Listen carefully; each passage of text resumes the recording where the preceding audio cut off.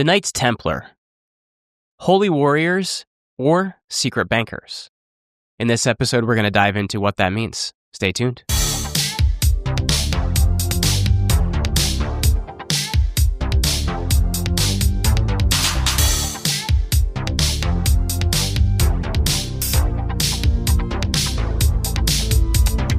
Welcome back to the Jeremy Ryan Slate Show. I'm your host, Jeremy Ryan Slate, the CEO and co-founder of Command Your Brand.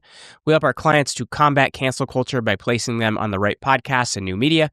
Check us out over at commandyourbrand.com. Reminder, if you're brand new to this channel, like this video, leave us a comment, or smash that subscribe button if you support liberty, freedom, and want to build a better future. We've been doing some cool episodes recently on different historical topics. We just did one recently on the Rothschild banking family, which I found quite interesting. We have one today on something I have been obsessed with for a very long time, and that is the Knights Templar. And they have to do with the Avignon papacy and the Kingdom of Jerusalem and a lot of different things as well. One of my absolute favorite movies of all time is called The Kingdom of Heaven. It's about the Kingdom of Jerusalem. Really, really good movie. I'm trying to remember what the actor's name in it. It's the guy that was in Lord of the Rings. He's married to Katy Perry. Anyway, really, really, really good movie. Kingdom of Heaven. It's Edward Norton's in it too. It's one of those ones that's obnoxiously long. But I've always been very interested in the Knights Templar and a lot of the lore around it. So we're going to have a really interesting and fun episode today. Reminder, you can find me on X. I am at Jeremy Ryan Slate. And today we're cracking open one of history's wildest stories, the Knights Templar. Were they just holy warriors fighting for God, or the world's first international bankers pulling the strings behind the scenes? Their tale is packed with crusades, cash, and conspiracies, and still echo in 2025. We're diving deep with names, dates, and things that are conspiratorial, like I love, so let's buckle up. Before we get into the juicy stuff, let's set the stage. The Knights Templar were a medieval order of warrior monks founded in the 12th century to protect Christian pilgrims in the Holy Land. But they didn't stop swinging swords. They built a financial empire that rivaled kings and popes. Their wealth, secrecy, and sudden downfall have fueled legends for centuries, from hidden treasures to secret societies. So how did a band of knights become so powerful? And what's the truth behind the conspiracies? Let's break it down step by step with historical context you crave, just like I do. Let's start in 1099, when Christian crusaders captured Jerusalem during the First Crusade. The Holy Land's open to pilgrims, but it's a dangerous place. Bandits, rival armies, you name it. In 1119, a French knight named Hugh de Payens has an idea: create a group of warrior monks to protect those travelers. He teams up with 8 knights, and they take vows of poverty, chastity, and obedience, swearing to serve God. They're called the Poor Fellow Soldiers of Christ and of the Temple of Solomon. Yeah, it's a mouthful, so let's stick with the Knights Templar. In 1129, at the Council of Troyes, backed by a powerful monk, Bernard de Clairvaux officially recognizes the Templars. Pope Innocent II gets involved in 1139, issuing a bull called Omne Datum Omniscium. This is a big deal. It makes the Templars answerable to only the Pope, not bishops, kings, and they can collect taxes, own lands, and even build their own churches. Think of it like the medieval superpower pass. They set up their headquarters on Jerusalem's Temple Mount, in a mosque they believe was King Solomon's temple, giving them their name. By the 1140s, the Templars are growing fast. Nobles donate land and money.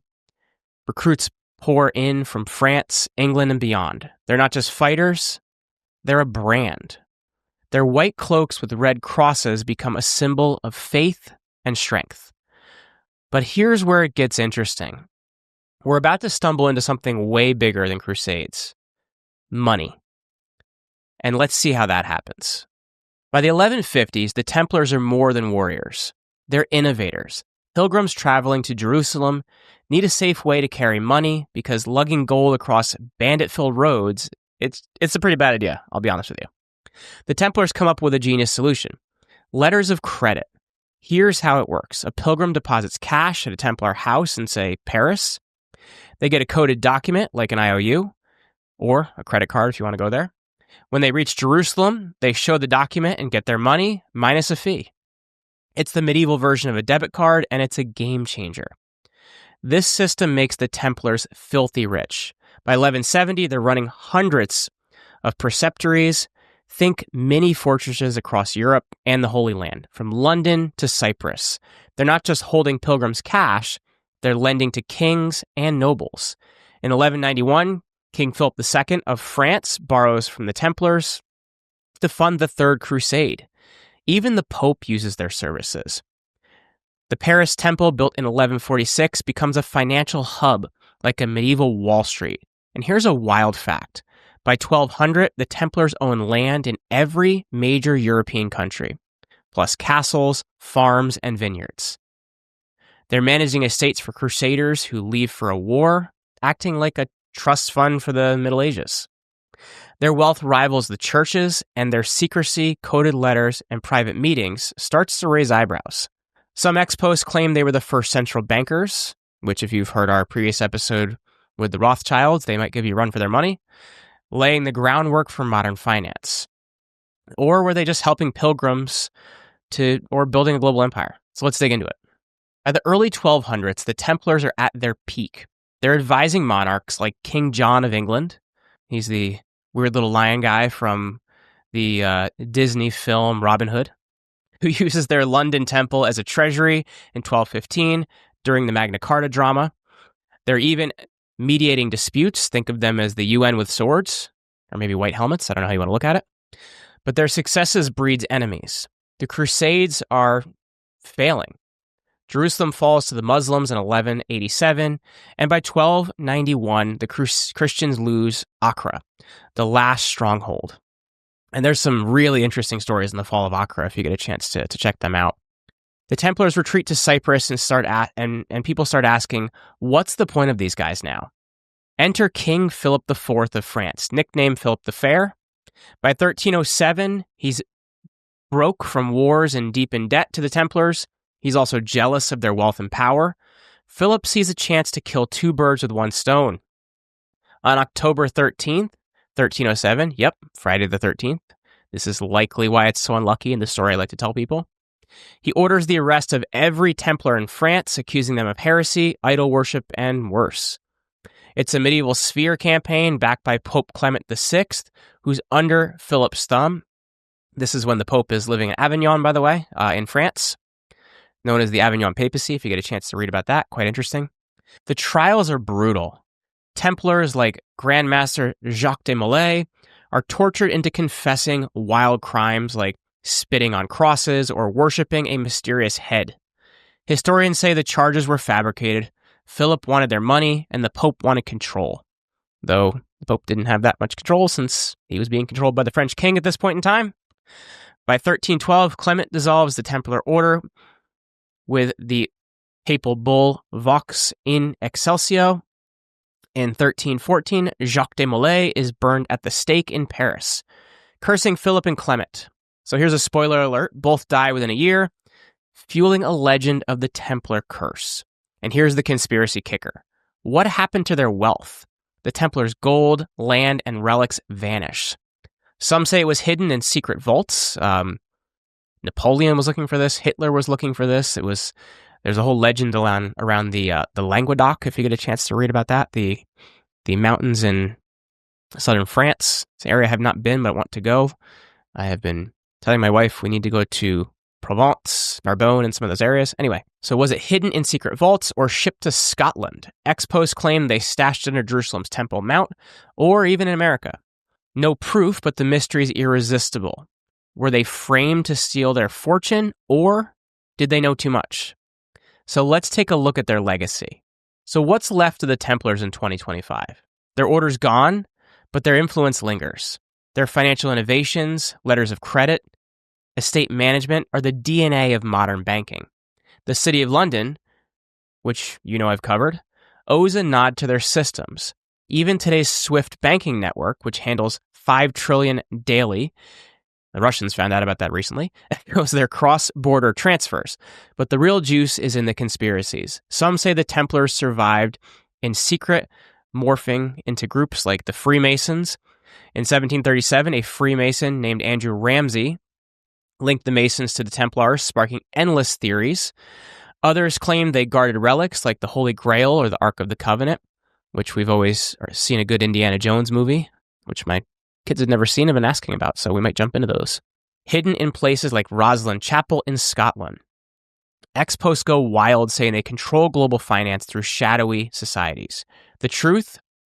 Most historians, like one of my favorite, Dan Jones, say they were wiped out. Their wealth seized by Philip and the church, but still their legend thrives. In 2024, the Vatican released Templar trial documents showing their confessions were coerced. This keeps the mystery alive. Were they scapegoats for a greedy king? Their symbols, like the Red Cross, pop up in pop culture, from Assassin's Creed to the Da Vinci Code. And here's a stat. The Templars' Paris temple site is now a metro station, but tourists still visit, hunting for clues. Are there secrets buried or myths we love to chase?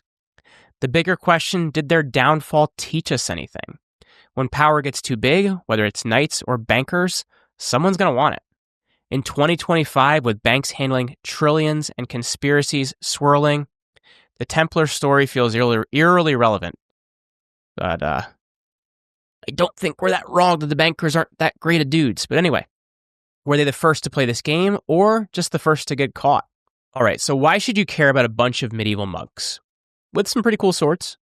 Because the Templar's story is about power, trust, and betrayal. Their financial tricks shape the world you live in, your bank account, your credit card, even global trade. But their fall shows what happens when you threaten the wrong people. Your mortgage rates, your taxes, they're tied to the systems the Templars helped to start. Who's controlling those systems now? What can you do? First, you need to learn the game. Read up The Templars by Dan Jones, which I've read is a solid read. Second, protect your wealth. The Templars diversified land, gold, you name it. This is not financial advice. You can too with assets like crypto or real estate, but do your homework. Third, question power. When did you hear about the global finance or elites? Dig deeper. The Templars didn't survive by trusting blindly, and neither should you. The Templars are gone, but their shadow is long. In 2025, with markets volatile and conspiracies everywhere, though I will say the term is now conspiracy therapist, as we are proven right time from time. Shout out to the podfather Adam Curry for that one. There's a story that has a warning here. Power comes with a target. Who is the next Templar and who is the next King Philip? That's for you to watch. And that's a wrap, folks, from Jerusalem's Temple Mount to Paris's stake, from the Holy Wars to the hidden gold. We've traced the Knights Templars' rise, fall, and some myths that won't die.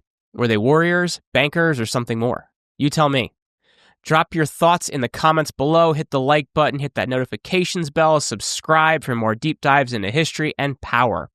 Follow me on X, I'm at Jeremy Ryan Slate for updates. Be sure to also, in our description to this video, to work with our sponsors. They support us, they help us to keep going, and they are much appreciated. Until next time, keep questioning, keep digging, and I'll see you on the next episode of the Jeremy Ryan Slate Show. Stay curious.